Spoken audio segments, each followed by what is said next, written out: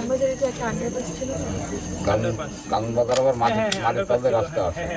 আচ্ছা, আমি ওটা এখন বন্ধ করে দিচ্ছি। এখন বন্ধ করে দিচ্ছি। আমি মেট্রো রেল হওয়ার সময় বন্ধ করে দিচ্ছি না, ওই সময় যে না, ওখানে- যখন ছিল আমি সেই সময় গেছি আর কি। ওই শুভ্র বাজারের ভিতরে এটা মনে ঢুকে হয় 20 সাল পর্যন্ত ছিল, তাই না? 20 পর্যন্ত আমিও পাইছিলাম। আমি 17 সালে প্রথম ঢাকায় আসি, ওই সময় পাইছি। আমিও পাইছি। ওখান থেকে আমি এসে গেছি। তারপরে কলা বাগানের থেকে, মাছ বাজারের থেকে, তারপরে ওই আরেকটা কী কয়, তারপরে মহুসাক মানি ব্যাগ, তারপরে গুলিস্তান, তারপরে এই সদরঘাট, রমনা থানার পাশে। ওখানে কি মানে ওখানে করতেন? একটা জঙ্গলি স্কুল আছে, এই সদরঘাটের ওই সাইডে যেখানে পিএসদের আউট টরজ আছে, ওখান থেকে অবরোধ আগে একটা জঙ্গলি স্কুল আছে, বহু ছাত্রছাত্রী পড়ে ওখানে। জঙ্গলি স্কুল বলতে বুঝলেন? ওই স্কুলটার নাম হচ্ছে জঙ্গলি স্কুল। ওরে বাবা। তার পাশে হচ্ছে শামসুল হক মহিলা কলেজ, রমনা থানার পাশে, ওই পাশে শামসুল হক মহিলা কলেজ, ভিতরে একটু ভিতরে ঢুকে। আচ্ছা, আমি ওখান থেকে বহুত হারিয়েছি, পোস্ত খোলা টোলা দিয়ে ওখান থেকে গেছি। তারপর আমি থাকতাম হচ্ছে মৌসাক, মৌচা। মৌসাক ওই যে এই আছে না পোস্ট অফিস, পোস্ট অফিসের পাশে তালুকদার রেস্টুরেন্ট হচ্ছে বাটার নাম, পাঁচতলা। ওখানে রাজপুর আছে ওখান থেকে। দ্বিতীয় হচ্ছে যে মিরপুর গোরস্থানটা, আমি ওখানে গেছি। গাপ্তরি পর্যন্ত আমি এর ভিতরে অনেক কি আছে আমি সব দেখছি। ছিলেন মনে হয়। আমি বিকালে ওই যে পারুমঘাটে যে পাশে সংসদের সামনে যে রোডটা আছে না, গাছপালা টালা আছে, ওখানে মানুষ আড্ডা মারে। আমি ওখানে বসে থাকতাম বিকাল যখন। তারপরে ওই যে আসিনার এই ইসে যে লেক আছে, ওই যে একটা খাল আছে, এই সাইডে লোক, এই সাইডে লোক টোক বসে, মানে আসিনার বাড়ি যেটা ওই 12 নম্বর রোডে, 32 নম্বর কথা, ওইটাই আমি গেছি। আর ওর বাড়ি আমি বহুত গেছি, 5টা আটে জিতছি, 5টা আটে দিয়ে দেখে মানে কোনখানে চশমা আছে, কোন খাটে উনি থাকতেন, সব আমি দেখছি। বাড়িতে দেখে হ্যাঁ, আমার বাড়ি দেখছি কয়েকবার। ওখান থেকে ওই আড্ডা মারতাম, তো ওখানে যে ও লেকে বসতাম। তারপরে যাওয়ার সময় ওখানে 5টা দিয়ে বাড়ির ভিতরে ঢুকে দেখতাম। ওর বাড়ি আবার টুপি ভাড়ায় দিতাম, ওটাই আমি অনেক কিছু। তখন ওই ক্ষমতায় ছিল না, তখন কোনো উন্নত ছিল না, মানে ওদের যে বাড়ি টাড়ি আগে ছিল, মানে পুরোনো যে বাড়ি টাড়ি ছিল, এই জন্য আমি দেখছি। পরে যে ক্ষমতায় আসার পরে অনেক কিছু করতে করার পরেও আমি গেছি যে কী করবো। এখন কি এখানেই থাকেন? আমি এখানে নাইট ডিউটি। পাশে কি এখানে আপনার? বাসায় এই সাইডে বেশি দূরে না, এখান থেকে হয়তো 5-7 মিনিট লাগে যাচ্ছে। যে বনবিবি রিসেপ্টটা আছে, ওখান থেকে তো নিচে নামে যাচ্ছে। হেঁটে গেছিলাম। হ্যাঁ, ওইদিকে হাঁটতে গেলাম, হ্যাঁ, হাঁটতে দিয়ে গেছিলাম আর কি, সন্ধ্যার পরে। হয়তো ওখান থেকে নিচে নামে একটু ভিতরে বাড়ি আছে। আর এখানে নাইট গার্ডের চাকরি করি, আর ওই দিনে আমার ওই একটা করে ক্যামেল খরচ দেয় আর কি। মানে যে লোক ওই লোক নেগুলো দিতে দেয় আর কি। ওইটা দেয় মানে কোম্পানির বেতন হচ্ছে কম, 4,000 টাকা হচ্ছে মাসে বেতন। তো ওটা একটা লোকের কী হয়, ও তো লাগে আবার চা বানিয়ে। তো ওই ক্যামেল খরচে দিলে ওটা কোম্পানির থেকে এখান থেকে 200 টাকা দেয়, মানে যে বেয়ে দেয় তাদের। তো ওর একটা আমার দিন দেয়। আর ওদের যে লোক আছে যারা গেট সার্ভিস দেয়, নেবেন, ওরাই পায়। আর আমার একটা সুখ, এই একটার পরও আমার দেওয়া লাগে, মানে এখানে ধর গেট বেশি থাকলে ওরা তো যেতে পারে না, আমি দিয়ে দিই ওকে। তাই এই হিসাবে এখানে থাকি।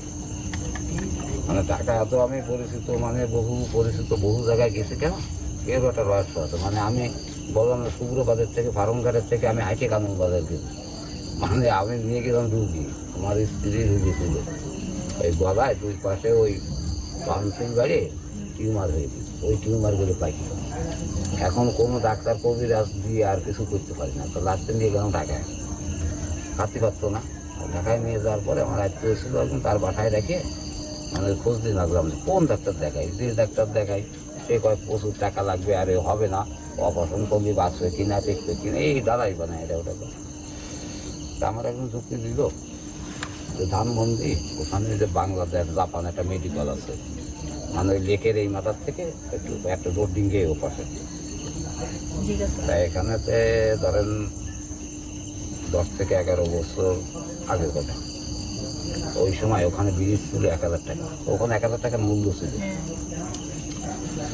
আমি ওইখানে নিয়ে গেলাম। ওখানে তো আবার সবাই দেখাতে পারে না বা উঠতে পারে না দোতলায়, ও গাড়ি মাড়ি নিয়ে যাওয়া লাগে। এরকম আমার লোক ধরলাম, লোক ধরার পরে তারা থেকে মানে ওই ডাক্তারের সঙ্গে যোগাযোগ করে ওখানে সিরিয়াল বসায় আমি রোগী নিয়ে গেলাম। ওরা ভোট বসায় বললো কি যে অপারেশন করা লাগবে না, কিছু লাগবে না, আমরা ওই যে পয়জনটা আমরা ভরসা করে দেবো। তা আমাদের টাইম দিতে হবে 2 বছর। 2 বছর প্রতি মাসে মাসে রোগী দেখানো লাগবে, আর প্রেসক্রিপশন করে দিব ওষুধ খেতে হবে। তা সেইভাবে ওই প্রতি মাসে আমি 1000 টাকা করে ভিজিট দিতাম। আর ওই দিন আমার দিতে হয়েছে 5000 টাকা, মানে ওই বোটের ফি। মানে এক ডাক্তার না তো, অনেকটা ডাক্তার নিয়ে ওরা একটা বোট বসাইছে বোটের জন্য। বোট ফি গেছে আমার 5000 টাকা। আর ওই পরে ওরা প্রেসক্রিপশন করে দিল, ওই ওষুধ খাওয়াতাম, খাওয়াতে একটু নর্মালে চলে আসলো। আর কি তখন ভাত খেতে পারতো, এই করতে পারতো। এই করে আমি এই 2 বছর এই ঢাকায় প্রতি মাসে আমাকে রুগী দেখা যাচ্ছে। আর ওই প্রেসক্রিপশন করে দিত, ওষুধ পাল্টায় দিত, এই জানাই করে এই ওষুধ আমি খাই এই বলতে এখন সুস্থ, এমন আর অসুবিধা নেই। এই জন্য অনেক সময় বহু জায়গায় আইটি গেছি আমি দেখ। আমি যখন প্রথম ঢাকায় আসি তখন হচ্ছে আব্বু আমাকে বলছিল যে ঢাকা চেনার বা যে কোনো জায়গা চেনার সহজ উপায় হচ্ছে হেঁটে হেঁটে বেড়ানো। আমি কই বহু আইটি, আপনারা কি বলো, আমি পুরোনো টাকা থেকে নতুন টাকা পর্যন্ত আমি বহু জায়গায় আইটেছি। আমি যেসব গলি দিয়ে যে জায়গায় বাড়াবো, আমি পোস্ত কোলার থেকে এসে আসতে পারি সংসদের সামনে বাড়ানো পারম কাটে। হ্যাঁ, মানে বেতার দিয়ে গাড়ি ঘোড়া ওঠা লাগবে না। আমি এত জায়গা আমি দিই ঢাকার লোকে চিনি না। বললাম না যে এই যে জঙ্গলি স্কুল আপনি চিনবেন না, আমি চিনি। হ্যাঁ, তারপর সেই ওই যে শামসুল্লাহ মহিলা কলেজ, মানে রমনা থানা থুয়ে যে শিল্পা একটা গলি আছে, এই গলির থেকে আইটে যেতে হয়। তো অনেকে এসে জায়গা শুনবো।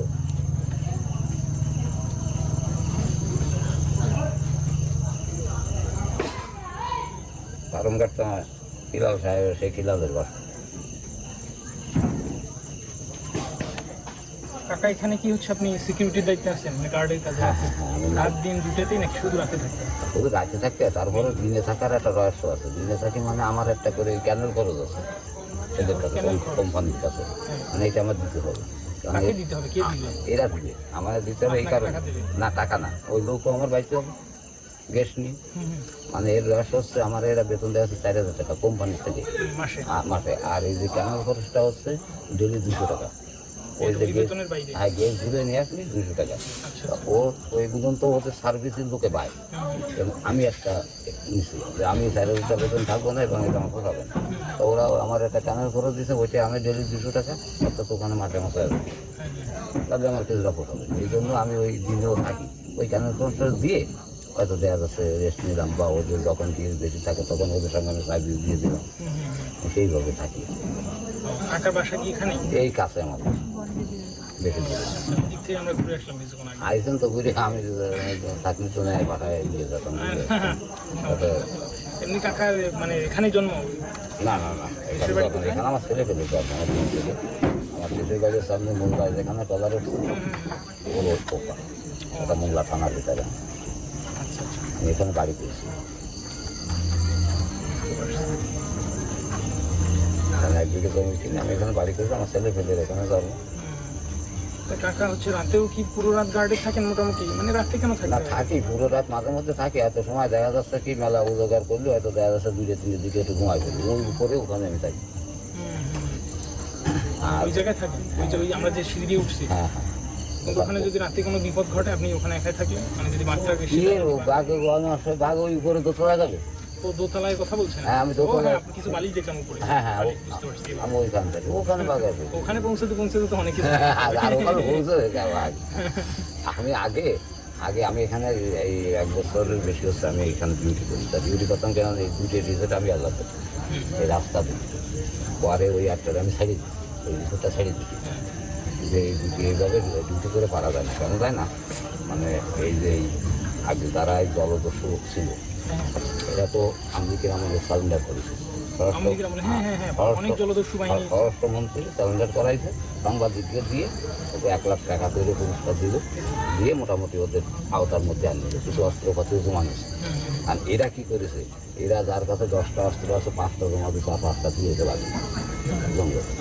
এখন তো সরকার নেই, এখন চলে গেছে, আমাদের সেই সাধারণ সব এসে ঢুকছে আমি ঢুকে রাখি। আর ওই গালির কাছে গালির প্রতি পয়লা নামতে যায়, 10,000 টাকা তাদের মোবাইল দেওয়া লাগবে ফি, আমার ডাক্তারে ফি, পয়সা যাইয়ে আরও দিতে হবে 7 দিন 7,000 টাকা। এইরকম জ্বালা ছিল, খুব উৎপাত করতেছে জঙ্গলের ভিতরে। আর এখানে নিকটও আছে, এখানে যে অফিসটা দেখান না, ওই অফিসের বলতেও এসে টাকা নিয়ে যায়। কিন্তু আমি চিন্তা কিসের অফিস? বন বিভাগে? বন বিভাগে।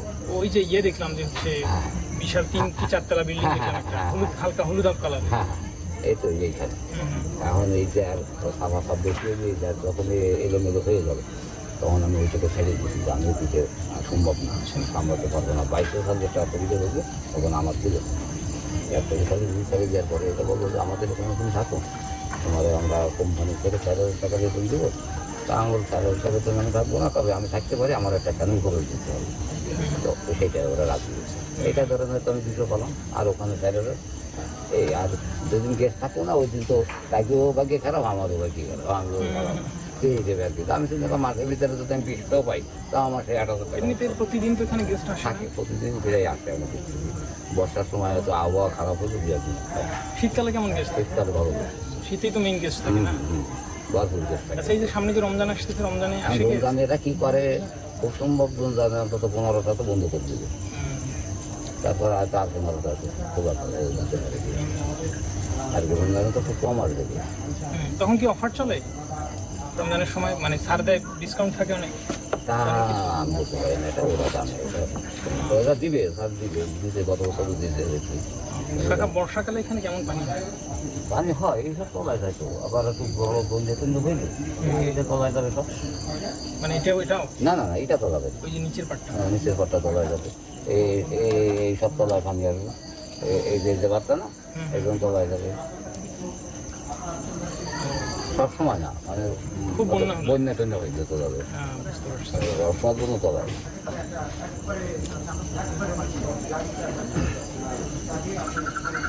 রাইতে তো আমি লোকেরা বান্ধি কে রে, হ্যাঁ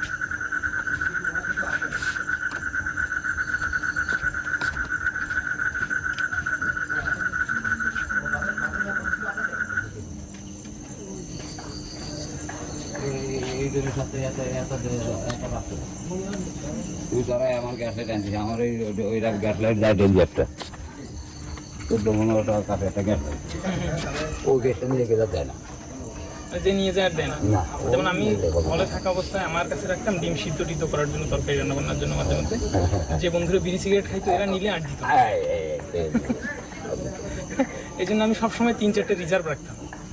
আপনার কালকে কিসে প্রশ্ন আছে? কালকে আমরা পরশু যাবো। ও পরশু যাবো? কালকে আপনাদের প্রোগ্রামে আসি আমরা। ও আচ্ছা আচ্ছা, ঠিক আছে ঠিক আছে ঠিক আছে, ভালো। আমরা হচ্ছে আমি সকালে উঠে যান, বেড়ায় আসেন।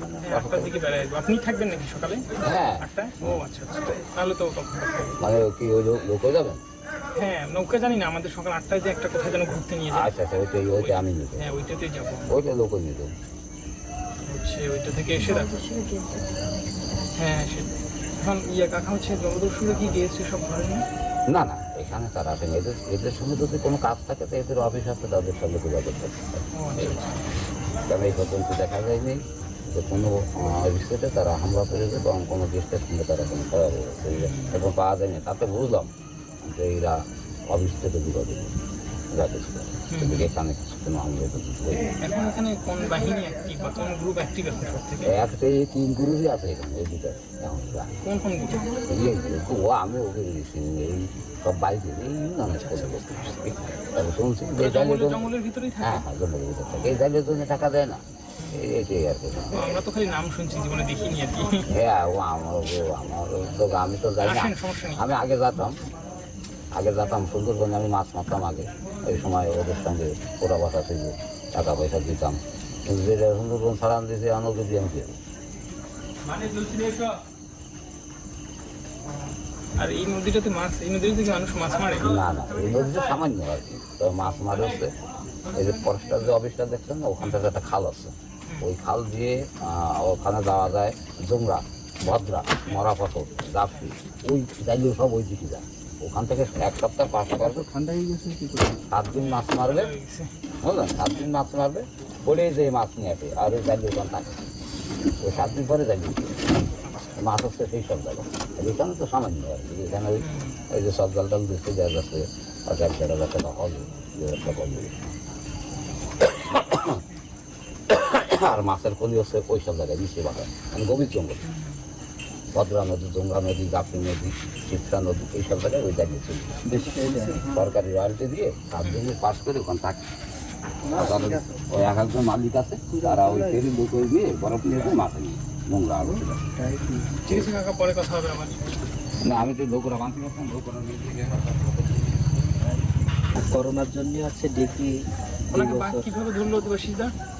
নিয়ে আসছে যে আগে তো সব সুন্দরবনের উপর নির্ভরশীল ছিল তো, হ্যাঁ হ্যাঁ।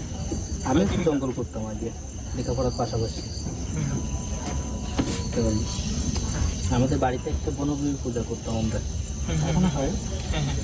তো ওই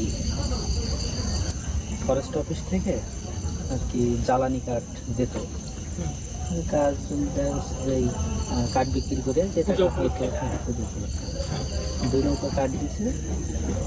সেদিন সোমবার ছিল, সোমবারে আমি গেছিলাম, যে মঙ্গলবারে আমাদের এইখানে বাজার, মানে কাঠ বিক্রি করবেন আপনারা? না মঙ্গলবারে আছে পূজার বাজার। পূজার বাজার আমি মানে কেনাকাটা করবেন? আমি পূজার বাজারে গেছি আর বাবা লোকজন নিয়ে কাঠ কাটতে গেছে, হ্যাঁ। সেই সময় আর কি ঘটনাটা ঘটে। তাহলে সন্ধ্যার দিকের ঘটনা? না সকালে, সকালে। ওই দিন আবার হচ্ছে কোনো সূর্য ওঠে নাই আর কি, ও শীতকাল ছিল? প্রচুর শীত। আপনার মাঘ মাসে পৌষ মাসের শেষের দিকে আর কি। উনি কি জন্য গেছেন বললেন? যে জ্বালানি কাঠ কাঠ কাটতে। একাই গেছিলেন? না সাথে লোকজন গেছিল, একাই গেলে তো ফিরতে পারতেন। মোট 6 জন গেছিল। 6 জনের ভিতরে আপনার ওই 4 জন আর কি বাইক দেখে নিজের যান নিয়ে বাঁচার জন্য চেষ্টা করছিল। আর একটা ছেলে ছিল, ওর নাম দীপক বসার, ওইকে কুড়াল ছিল, কুড়াল দিয়ে বাড়ি দিয়েছিল। হ্যাঁ হ্যাঁ, মানে শব্দ হয় তখন একটা। ওই কুড়াল দিয়ে যে বাড়ি দিছে, ওই বাড়িতে আর কি অনেক ব্যথা পাইছে। কি ব্যথা পেয়েছে? বাঘ? বাঘের মাথায় বাড়ি দিয়েছে, হ্যাঁ। ওই বাড়িতে চলে গেছে। তারপরে আর কি সবাই মিলে নিয়ে আসে। আচ্ছা আচ্ছা। উপরে কি খাওয়া দাওয়া শুরু হয়ে গেছে নাকি? মানে এই যে আমি এগুলো নিয়ে যাবো, তারপরে আমি স্টার্ট করবো। আচ্ছা। তারপর দাদা হচ্ছে যে তারপর ওখানে 4 জন চলে আসছে, আপনার বাবা এবং ওই দীপক দা ছিলেন?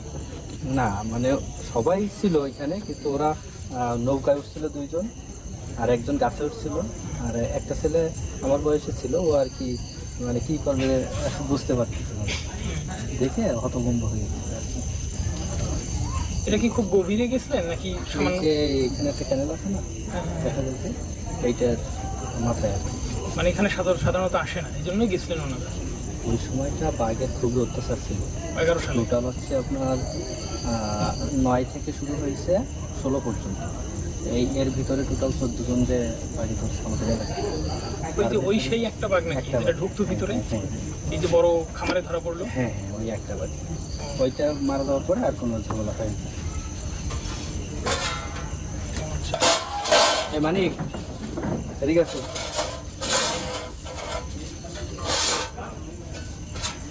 ওই এটা কোনটা? দেশিটা তো এটা না? দেশিটা ওই কানো হয় ওইটা, এটা তো আলাদা নিয়ে হচ্ছে না, আমি এটা দেওয়া আগে দিয়ে দিয়ে আর উঠে বসি। তাহলে এটা দিয়ে দিই।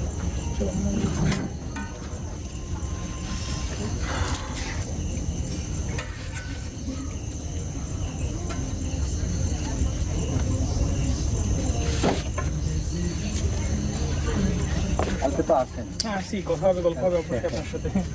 আপনার বাবার এই ঘটনাটা প্রায় সবাই জানে, হ্যাঁ, সারা দেশই জানে, নিউজ কিন্তু জানে না যে আপনি সেই যে আমারও তো লাস্টে আমারও সাথে একটা নিয়ে গেলাম। আচ্ছা যে আছে বাংলা এটা ওইটা